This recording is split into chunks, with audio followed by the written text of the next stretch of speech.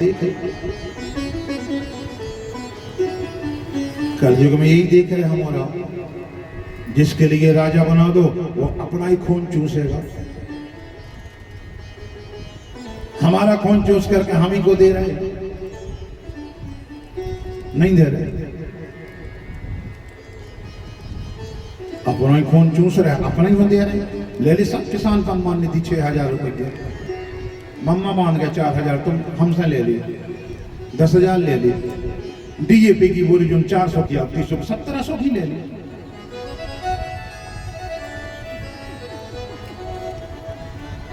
लाड़ दी बहना हर तुम्हारे ले ली 1250,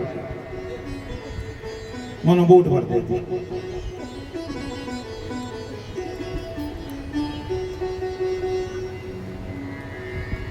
पंद्रह किलो तेल कॉपी का 700 में आउट हुआ, 2700 में मिल रहा, ले ले 1250।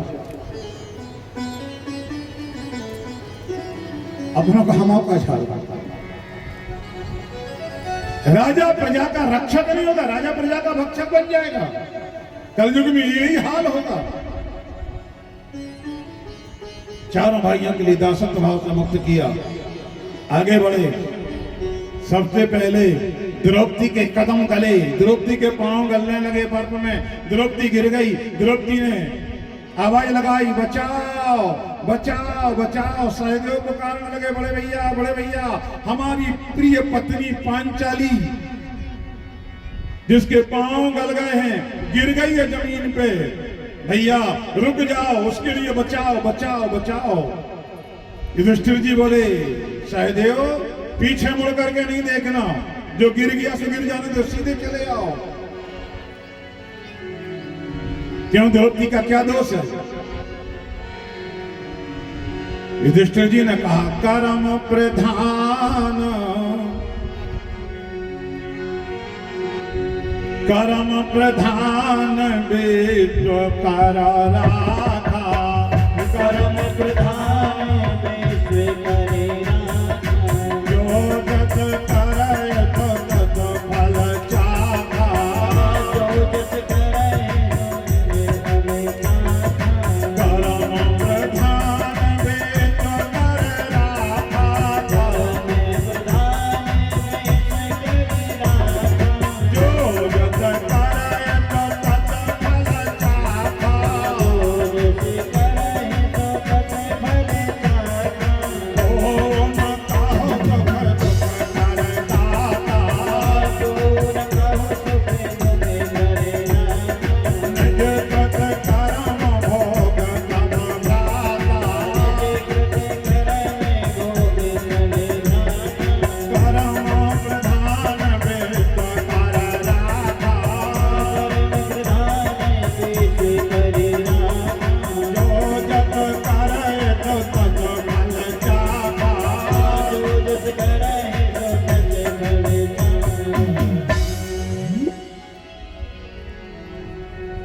कर्म प्रधान।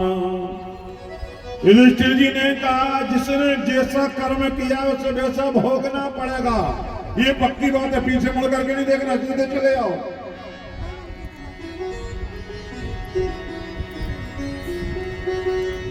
जैसी करनी वैसा फल आज नहीं तो निश्चय कल भोगना पड़ेगा।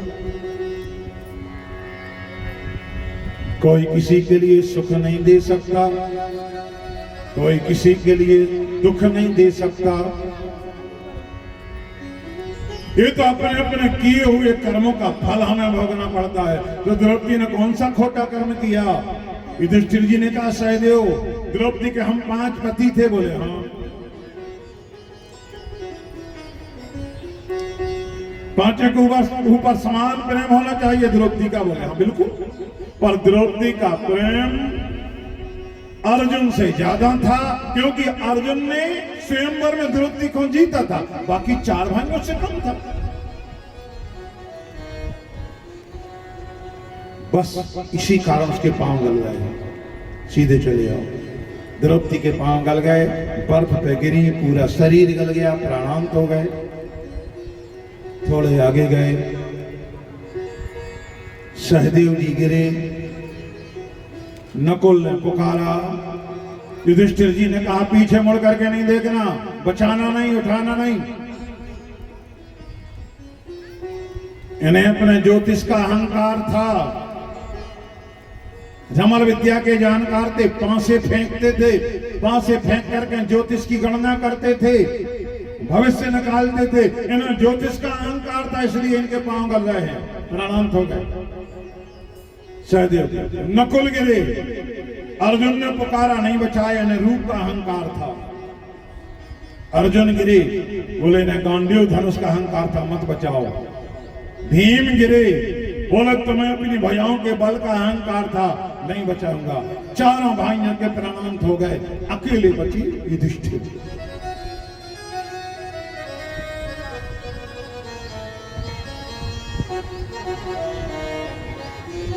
युधिष्ठिर के पीछे पीछे एक कुत्ता दुम हिलाता हुआ, एक कुत्ता पीछे पीछे पूंछ हिलाता हुआ अर्जुन के पीछे, युधिष्ठिर महाराज के पीछे पीछे चल रहा है। जैसे ही अर्जुन, जैसे महाराज युधिष्ठिर संयमनीपुरी के दरवाजे पे पहुंचे, यमराज आ गए। यमराज जी ने दरवाजे खोल करके प्रणाम किया, आइए महाराज, संयमनीपुरी में आपका स्वागत है, आओ महाराज, पर आप अकेले आना, इस कुत्ता के लिए वापस भगा दो। कुत्ता के लिए वापस भगा देंगे, पर ये बेजुबान निरीह प्राणी मृत्यु लोक से मेरे साथ में आया है और मैं इसके लिए यहां से वापस भगा दूं? बोले हाँ, अकेले आना पड़ेगा। आप कुत्ता के लिए वापस नहीं भगाओगे तो आपके लिए वापस जाना पड़ेगा। युधिष्ठिर जी ने कहा भैया मैं वापस चला जाऊंगा, पर इस निरीह बेजुबान प्राणी के लिए वापस नहीं भगाऊंगा। विचार, एक बार और विचार करके देख लो, सोच लो अच्छी तरह से। आपके लिए स्वर्ग के दरवाजे से बाहर जाना पड़ेगा, वापस जाना पड़ेगा। बोल मंजू, कुत्ता का साथ नहीं छोड़ना। जब ये बात सुनी, कुत्ता कोई साधारण थोड़ी था, साक्षात धर्म, साक्षात धर्म कुत्ता बन करके महाराज युधिष्ठिर के पीछे पीछे मृत्यु लोक से ऊपर तक गया है। और जैसे ये बात सुनी, कुत्ता मिट करके धर्म के रूप में खड़ा हो गया। साक्षात धर्म युधिष्ठिर के लिए हृदय से लगा लिया। तुम तो धर्म की धुरी धारण करने वाले हो, तुम तो धर्म को धारण करने वाले हो, तुमने हमारा परित्याग नहीं किया, मैं प्रसन्न हूं, हृदय से लगा। जीवन में कैसी भी परिस्थिति आ जाए, सुख आ जाए, दुख आ जाए, कोई भी विपत्ति, कैसी भी परिस्थिति में आप डूब जाओ, पर प्यारे कभी धर्म नहीं छोड़ना। अगर आपने धर्म पकड़ करके रखा, दुनिया की सारी संपत्तियां, सारी सिद्धियां आपके कदम चूमेंगी, आपके कदमों में अपने आप गिर जाएंगे।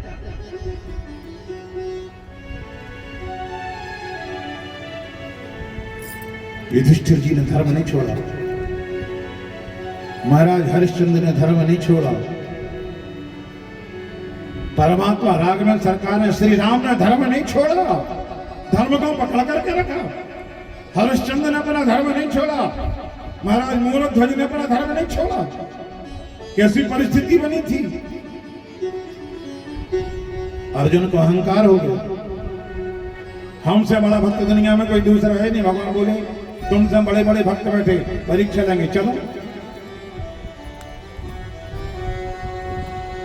संतों का भेष बनाया, माया का शेर बनाया, महाराज मूरध्वज के सामने दरवाजे पर खड़े हो गए, बोले भिक्षाम देहि, भिक्षाम देहि। मूरध्वज ने प्रणाम किया, आदेश करो महाराज क्या चाहिए? बोले दोपहर का समय है, भूख लगी, आपके घर में प्रसाद पाएंगे। बोले आप स्नान करो, प्रसाद का इंतजाम, प्रसाद की प्रसादी की व्यवस्था हम कर रहे हैं। पर पहले हमारा शेर आपके घर में अगर एक और मांस खा लेगा तो हम आपके घर में भोजन करेंगे। और साधारण नहीं, आप राजा रानी अपना बेटा ताम्रध्वज के लिए लकड़ियां चीरने वाले आरे से चीरो।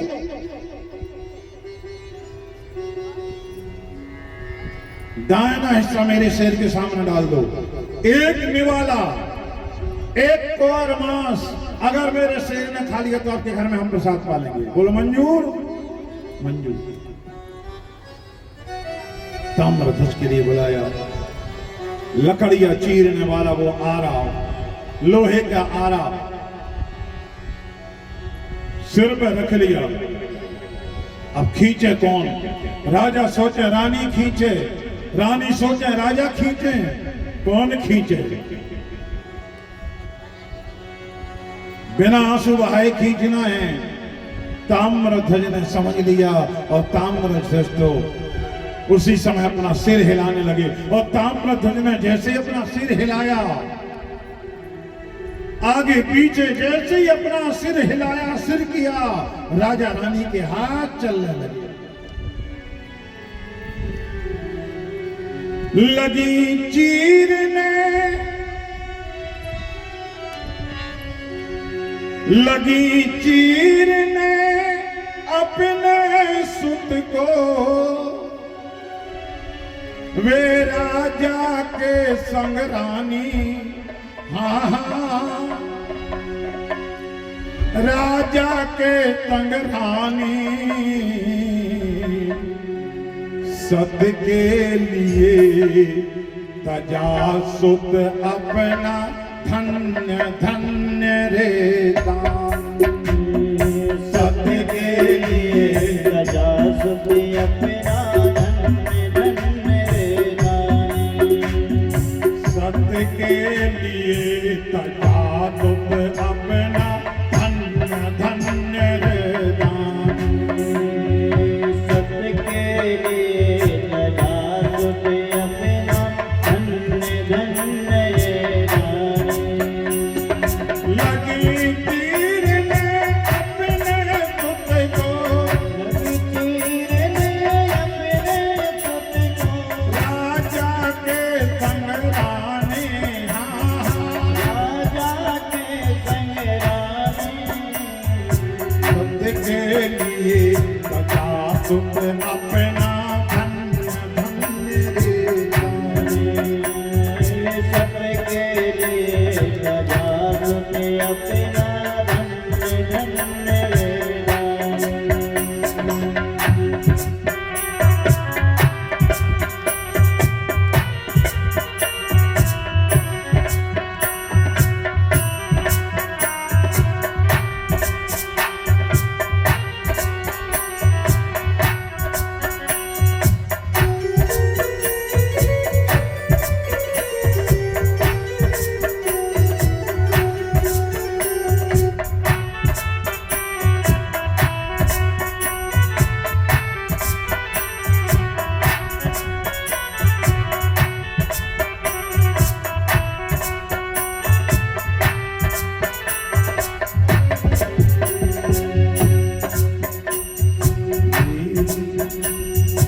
आराधना गीत के भीतर बहे खून की धारा।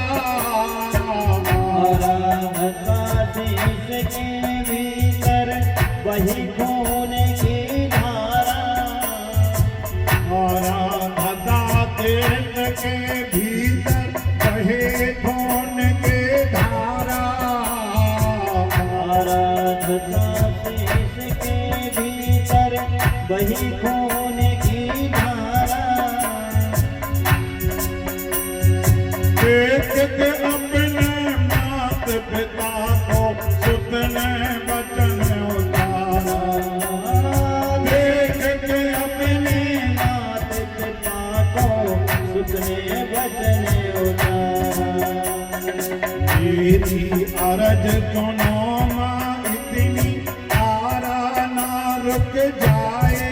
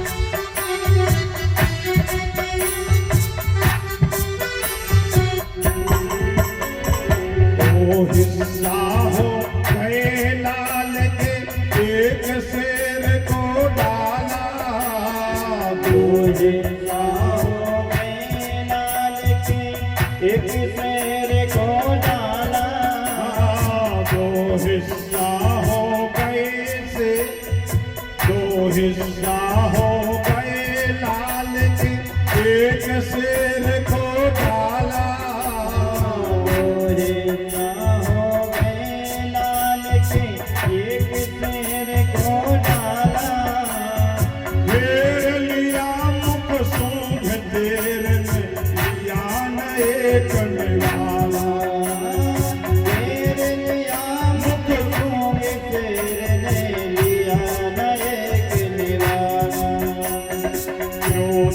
होकर कहा श्याम ने किसने नीर बहाया, क्रोधित होकर कहा श्याम ने किसने नीर बहाया, उचित भोजन मेरे शेर ने आज तलक नहीं खाया, उचित भोजन मेरे शेर ने आज तलक नहीं खाया।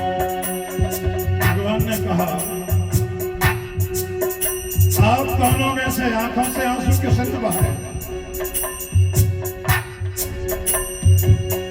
ये मांस दूषित कर दिया आंसुओं के जल से, मेरा शेर अब नहीं खाएगा।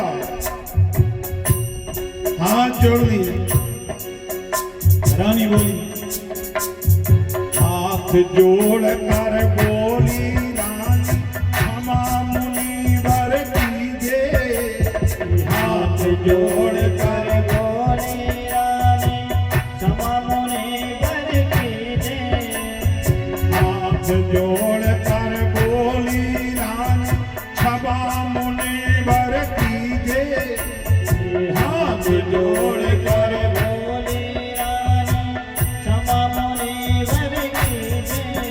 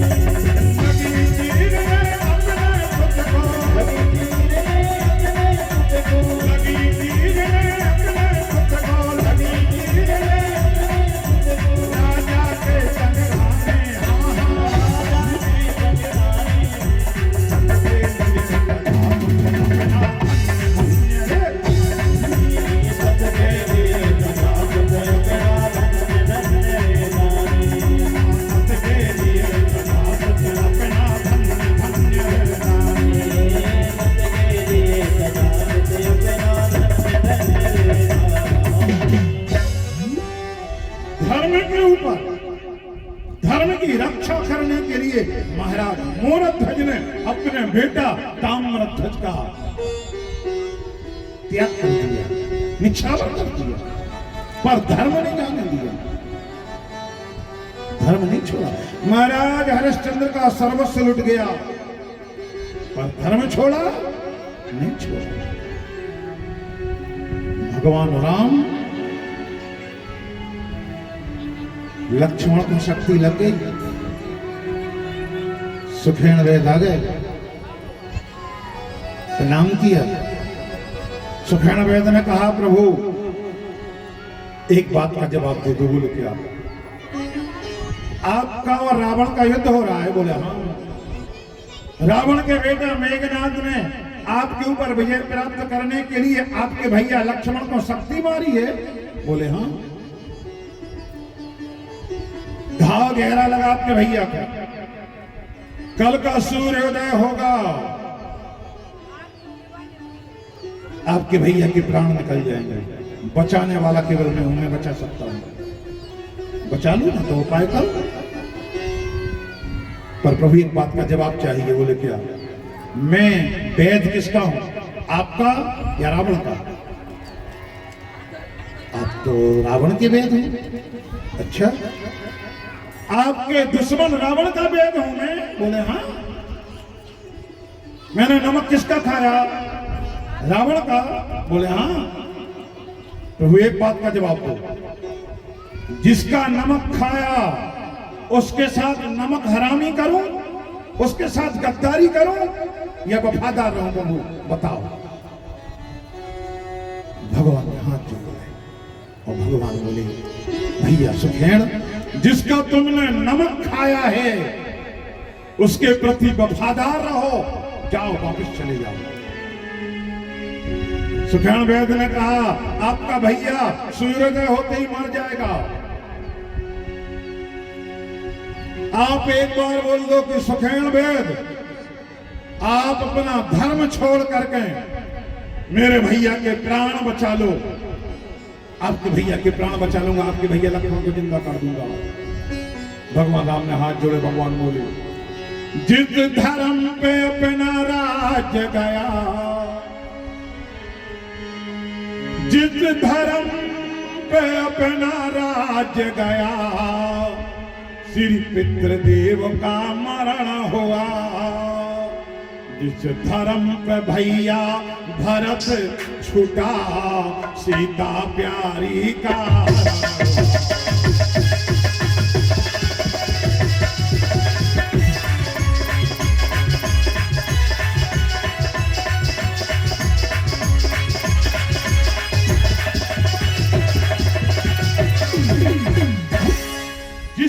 धर्म के कारण के पिताजी महाराज दशरथ जी की मौत हो गई।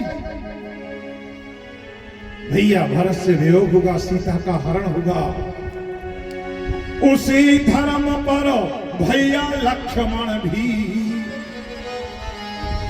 प्यारे सुखेण वेद कान खोल करके सुन लो, उसी धर्म पर भैया लक्ष्मण भी। अगर मरता है तो मर जाए, आवाज सदा गूंजेगी यही, धर्म नहीं जाने।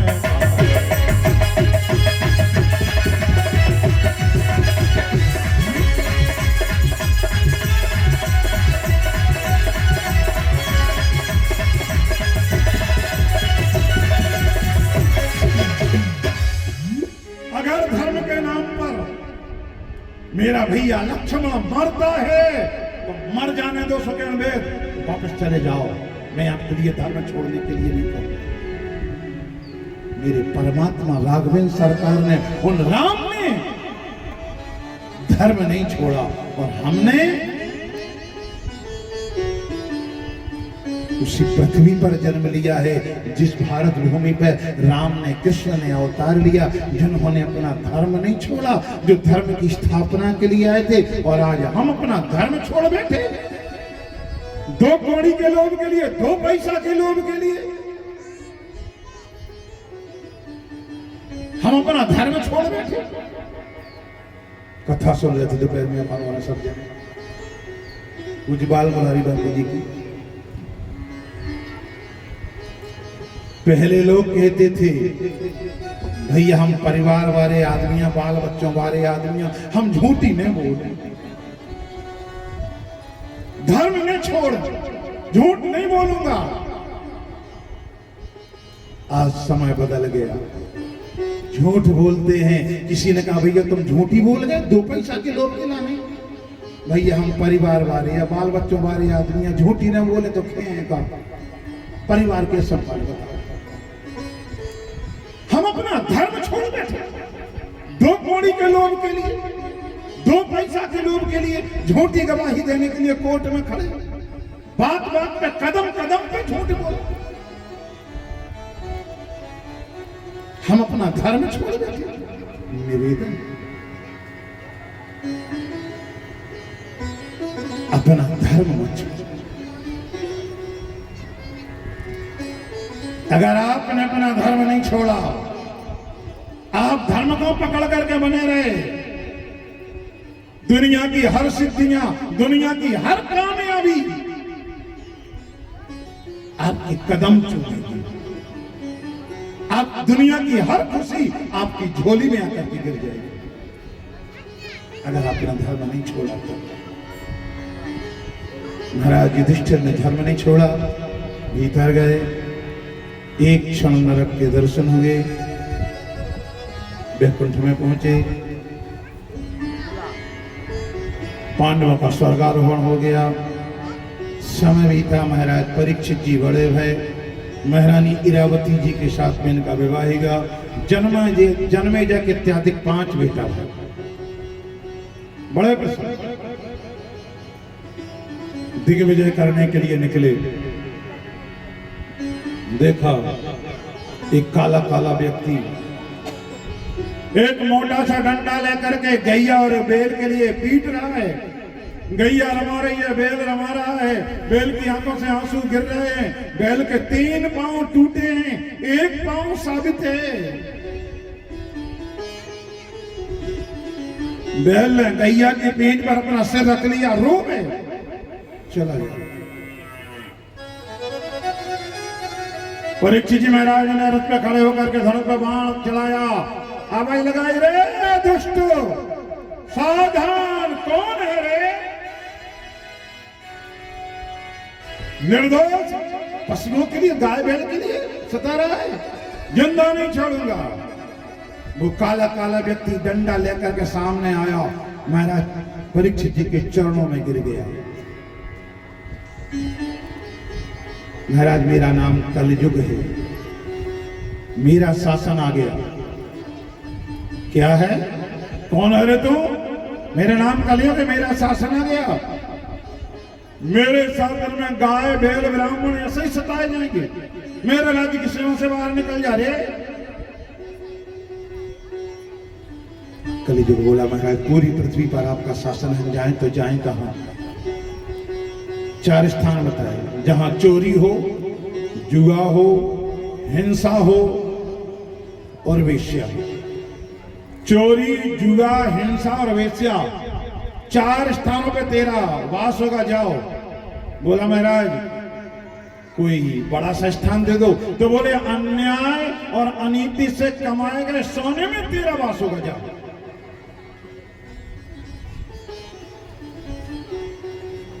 कलयुग प्रसन्न हो गया, चला गया। महाराज परीक्षित जी ने गौ माता के लिए प्रणाम किया, कौन हो तुम बताओ? बैल के लिए प्रणाम किया, तुम कौन हो?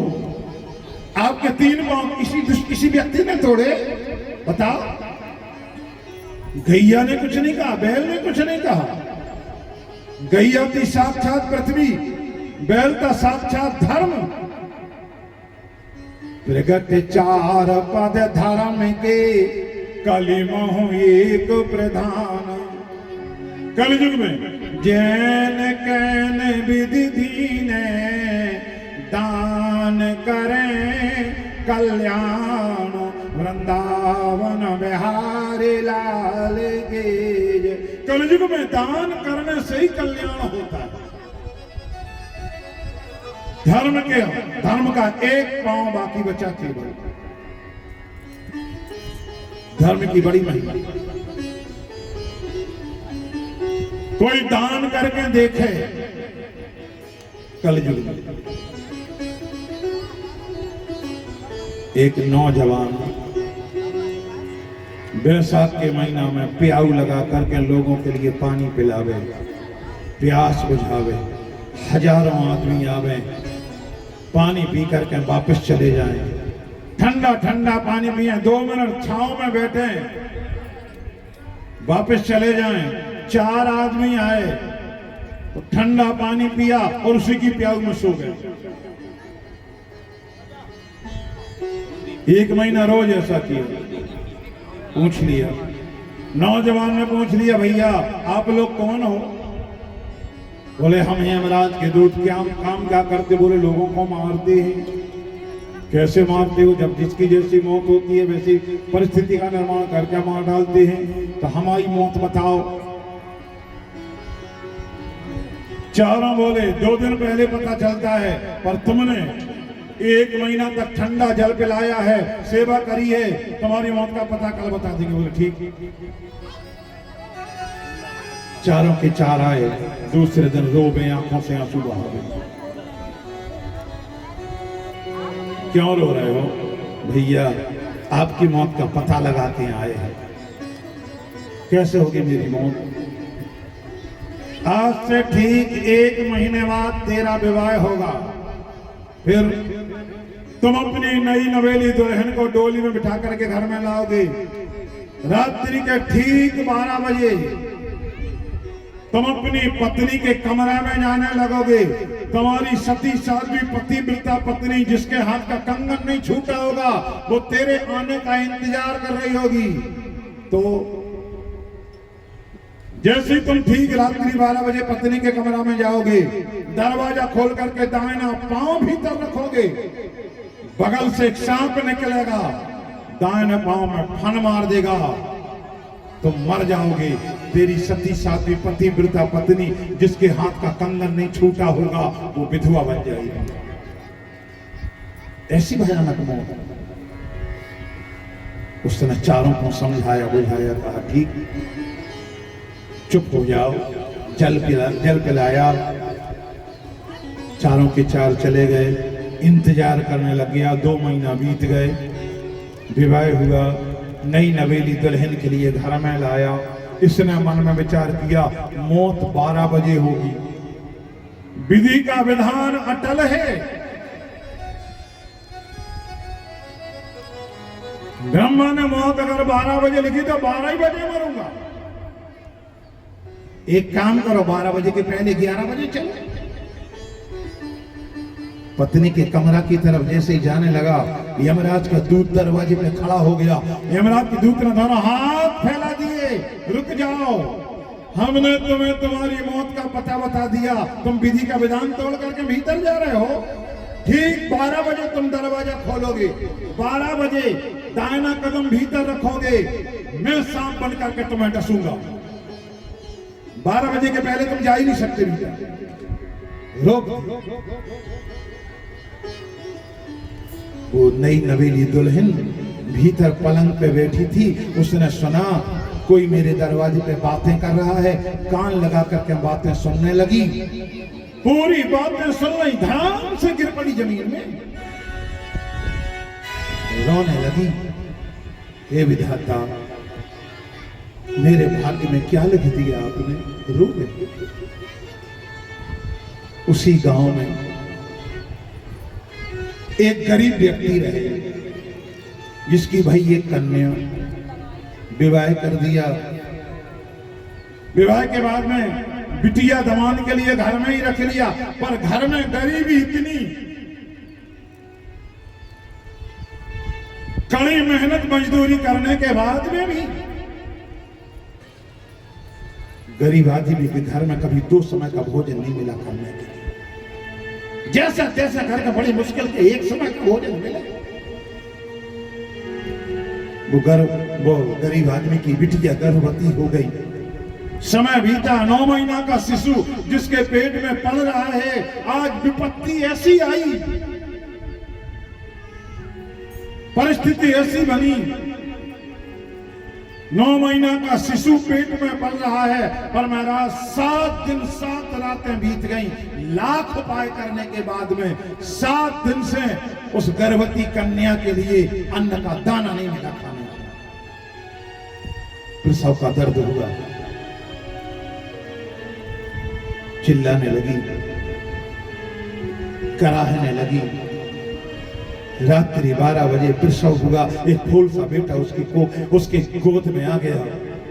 बूढ़ा बाप उछल गया, उसका पति उछल पड़ा। उस बिटिया ने कहा, पिताजी। हाँ बेटा बोलो। बड़े जोर से भूख लगी है, कहीं से रोटी का एक टुकड़ा ला करके दे दो। बूढ़ा बाप चरणों में गिर गया। बूढ़े बाप ने कहा, बेटा हम 7 दिन से तेरे खाने का इंतजाम नहीं कर पाए। रात्रि के 12 बजे कड़ाके की ठंड में दरवाजा खोल करके तुझे रोटी कौन देगा? इंतजार करो बेटा, साहस पकड़ो, थोड़ा इंतजार कर लो, सवेरा होने दो, जरूर कुछ ना कुछ तक व्यवस्था हो जाएगी। पिताजी, वो कन्या बोली, पिताजी इतनी जोर से भूख लगी है, अगर आप कहीं से खाने के लिए रोटी का टुकड़ा नहीं लाए तो मेरी गोद में जो बालक है ना, जो हमारा बेटा होगा, इसी बेटा को मार करके इसका कच्चा मांस खा जाऊंगी। इतनी भूख। बूढ़े बाप ने हाथ जोड़े, बेटा ऐसा गजब नहीं करना। जा पूरे गांव में घूमा, बड़ी बड़ी हवेली के दरवाजे खटखटा दिए। बेटा भैया भैया भैया कोई दरवाजा खोलो, अरे कोई दरवाजा खोलो, कोई दरवाजा खोलो, रोटी का एक टुकड़ा दे दो। किसी ने दरवाजे नहीं खोले।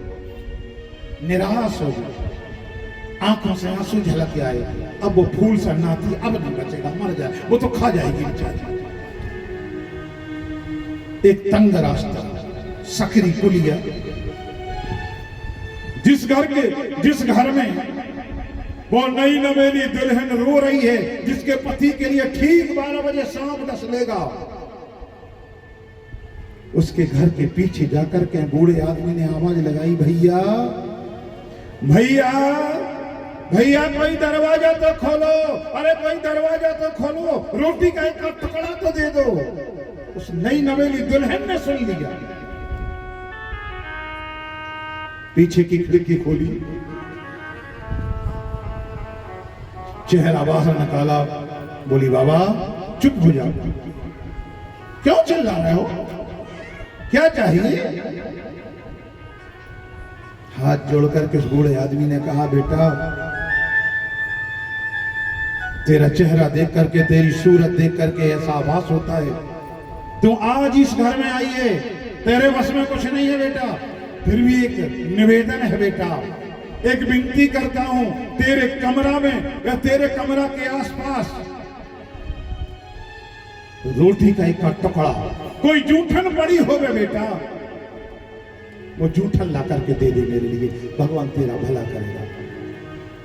एक क्षण के लिए सोचने लगी, कुछ सोचते सोचते बोली, बाबा रुको, आ रही है। भीतर आई, देखा 2 थाली, कमरा के अंदर 2 थाली रखी, एक स्वयं की थाली, दूसरी पति की। विचार किए, जब पति देव मर जाएंगे वो तो भोजन कर नहीं पाएंगे, जब वो भोजन नहीं कर पाएंगे, वो मर जाएंगे, तो मैं भोजन कैसे करूंगी? दोनों थालियां उठाई, दोनों थालियां हाथ में लेकर के दोनों हाथ खिड़की से बाहर निकाले, चेहरा बाहर निकाला, बोले, आओ बाबा। बूढ़े बाबा, उस बूढ़े बाप की आंखों में चमक आ गई, अपने हिस्से का भोजन, अपने पति के हिस्से का भोजन, दोनों थालियां दान में दे दी, ले जाओ बाबा। बूढ़े बाप की आंखों से प्रेम के आंसू झलकने लगे, दौड़ा दौड़ा गया, दोनों थालियां परोस दी। नव प्रसूता कन्या ने बड़े प्रेम से प्रसाद पाया, भोजन किया, दोनों थालियों का भोजन समाप्त कर दिया, ठंडा जल पी लिया। बोली, बाबा मेरे पास में आओ।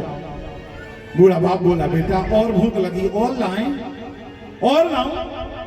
नहीं बाबा, अब तो पेट भर गया, अब तो केवल इतना बता दो बाबा, आपके लिए इतना सुंदर, इतना स्वादिष्ट भोजन किसने दान में दिया, ये बताओ।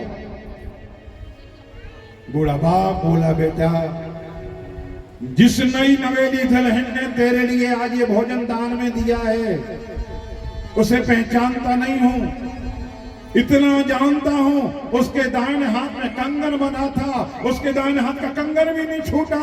उस नई नवेली दुल्हन ने जो आज उस घर में आई है उसने तेरे लिए ये भोजन की दोनों थाली दान में दी थी। वो नाव प्रसूता कन्या बोली, बाबा जिस नई नवेली दुल्हन ने, जिस मेरी छोटी बहन ने अपने हिस्से का भोजन मेरे लिए, मेरी भूख मिटाने के लिए मेरे लिए भोजन दान में दिया है, बाबा उसे हृदय से आशीर्वाद देती हूँ, वो सदा सुहागन बनी रहे, उसकी मांग का सिंदूर कभी न छूटे। रात्रि के ठीक 12 बजे आशीर्वाद दिया। 12 बज गए, यमराज का दूत सांप बनकर के बैठ गया। उस नौजवान ने जैसे ही दरवाजा खोला, दाहिना कदम भीतर रखा, सांप ने फन मार दिया। उसे पता था, वो इंतजार करने लग गया, नहीं मरा। चारों यमराज के दूत 4 सांप बनकर के बैठ गए, चारों ने दोनों पांव में फन मारे, नहीं मरा। यमराज को बुलाया, यमराज के सामने चारों सांपों ने डसा, नहीं मारा। ब्रह्मा जी को बुलाया, यमराज ने पूछा मौत कैसे लिखी है? आज की रात्रि में 12 बजे एक सांप के काटने से। बोले फिर मरता क्यों नहीं? बोले हम नहीं जानते। मरता क्यों नहीं? बोले हम नहीं जानते। भगवान को आना पड़ा, भगवान आए, भगवान ने कहा, बूढ़े बाबा ब्रह्मा जी, भैया यमराज, इस नौजवान बालक को मारने की ताकत तो मेरे अंदर नहीं है रे। आप लोगों की तो हैसियत क्या है, इसके लिए तो हम नहीं मार सकते। बोले क्यों? बोले इसकी नई नवेली दुल्हन ने अपने हिस्से का भोजन एक गरीब के लिए, एक भूखे के लिए दान में दिया, उसका आशीर्वाद मिला और ये वो सदा सुहागन बनी रहेगी, इसकी पत्नी, ये कभी नहीं मरेगा। दान सच्ची कमाई का, मेहनत की कमाई का, पसीना की कमाई का पैसा जो हो वो दान देवे और सही जगह पर देवे। अगर आपने दान दिया, किसी गलत व्यक्ति के लिए दिया, उसने आपकी पैसा, जो दान में आपका पैसा पाया, उसने कोई पाप कर्म किया, उस पाप कर्म का 10वां हिस्सा आपके खाते में भी जुड़ेगा। क्यों? क्योंकि उसने पाप किया आपके पैसे से। सही कमाई का, मेहनत की कमाई का, गाड़ी कमाई का पैसा दान में देवे और सही जगह पर देवे, वो फलेगा। वो दान आपके जीवन में काम आएगा, वो दान आपके सामने हमेशा हमेशा खड़ा रहेगा, आपके पीछे ही खड़ा रहेगा, बिल्कुल हमेशा। महाराज परीक्षित जी ने कलयुग के लिए 5 स्थान दिए, वापस आए, लाल मुकुट अपने सिर पे लगाया, शिकार खेलने के लिए गए। राज मुकुट सोने का था, सोने के माध्यम से कलयुग बुद्धि में घुस गया, शिकार खेली, निर्दोष पशुओं के लिए मारा, वापस आए, समीक ऋषि के आश्रम में गए, पानी मांगा, पानी नहीं मिला, मरा हुआ सांप लपेट दिया, वापस आ गए। परीक्षित जी के लिए समीक ऋषि के बेटा श्रृंगी ऋषि ने श्राप दिया, जिस दुष्ट ने हमारे पिताजी के गले में मरा हुआ सांप लपेटा है, आज से 7 दिन तक्षक नाम के नाग के काटने से उसकी मौत होगी, श्राप मिल गया। महाराज परीक्षित जी बड़े प्रसन्न हो गए, जरा सा कष्ट नहीं हुआ। राजपाट धन धाम सब कुछ छोड़ करके घने जंगल में गए। सुखदेव जी महाराज से भेंट भई और सुखदेव जी महाराज के चरणों में प्रणाम करके केवल एक प्रश्न किया, महाराज, जिसके जीवन के आखिरी 7 दिन बचे होंगे, उसका आसन्न कर्तव्य क्या है? उसे क्या करना चाहिए, क्या नहीं करना चाहिए, ये बताओ। केवल एक प्रश्न किया, दूसरा प्रश्न ही नहीं किया। सुखदेव जी महाराज ने श्रीमद् भागवत महापुराण की कथा सुनाई है और आज श्रीमद् भागवत ज्ञान सप्ताह का द्वितीय दिवस समापन की ओर है। 7:17 हो गए। कथा का समय ठीक समय 4 बजे से है, हरि इच्छा तक 7:17 हो गए। द्वितीय दिवस की कथा भगवान श्याम सुंदर के चरणों में सादर समर्पित करते हुए अपनी वाणी के लिए विराम देता हूँ। बोलिए वृंदावन बिहारी लाल की जय। रघुपति राघव राजा राम, पतित पावन सीताराम। रघुपति राघव राजा राम, पतित पावन सीताराम। रघुपति राघव राजा राम, पतित पावन सीताराम। रघुपति राघव राजा राम, पतित पावन सीताराम। सीताराम सीताराम सीताराम जय सीताराम।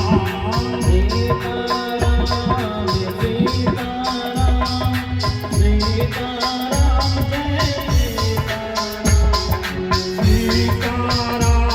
सीताराम सीताराम जय सीताराम। सीताराम सीताराम सीताराम जय सीताराम।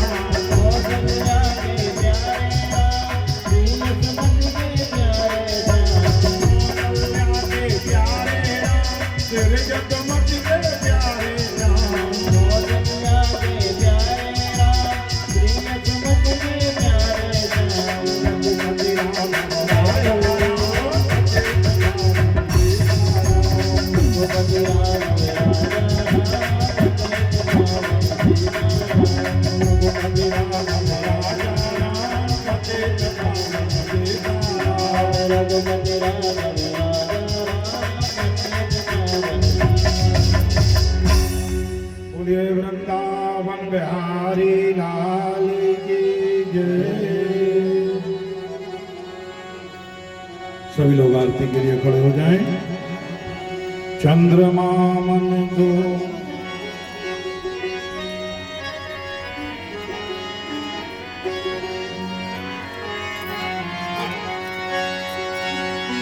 चंद्रमा मनु जाग चक्षु सूर्यो अजायत श्रोत्रादवायत प्राणमुखादग्निर्जायत कुंज बिहारी की आरती कुंज बिहारी के त्रिगिरधर कृष्ण मुरारी आरती कुंज बिहारी की गिरधर कृष्ण मुरारी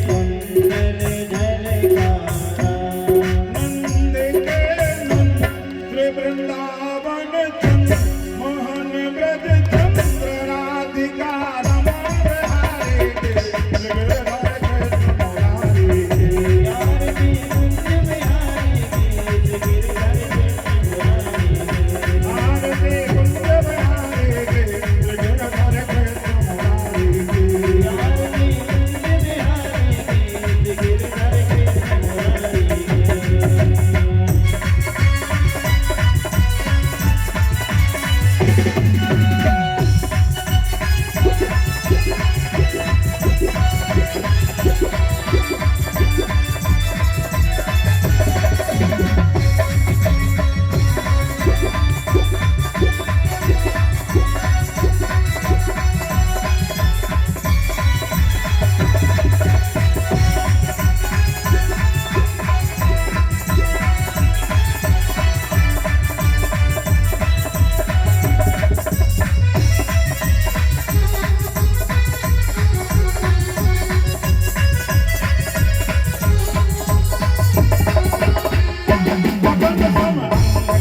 गगन समय अंगकाली राधिका चमक रही आली राधिका चमक रही आली चमक रही आली राधिका चमक रही आली लखन में खाने बनवाली बदने काले बनवाली भवर पे कस्तूरे पे चंद्र पे ललित छवि श्याम के गिरधर कृष्ण मुरारी के आरती कुंज बिहारी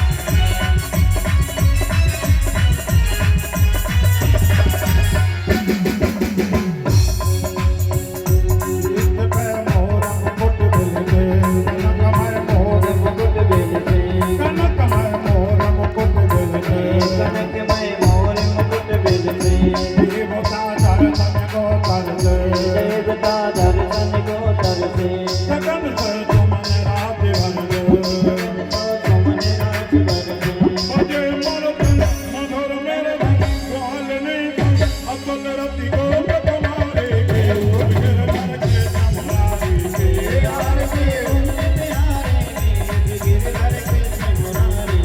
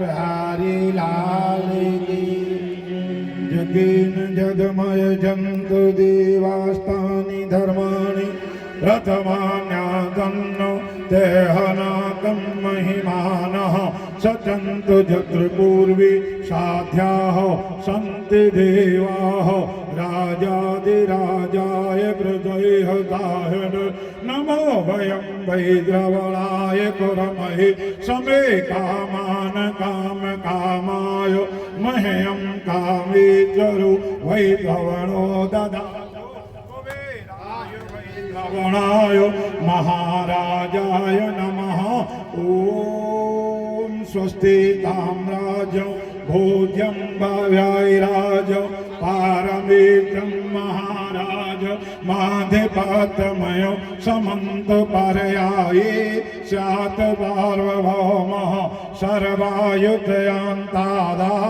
परारधातु पृथिव्यै समुद्र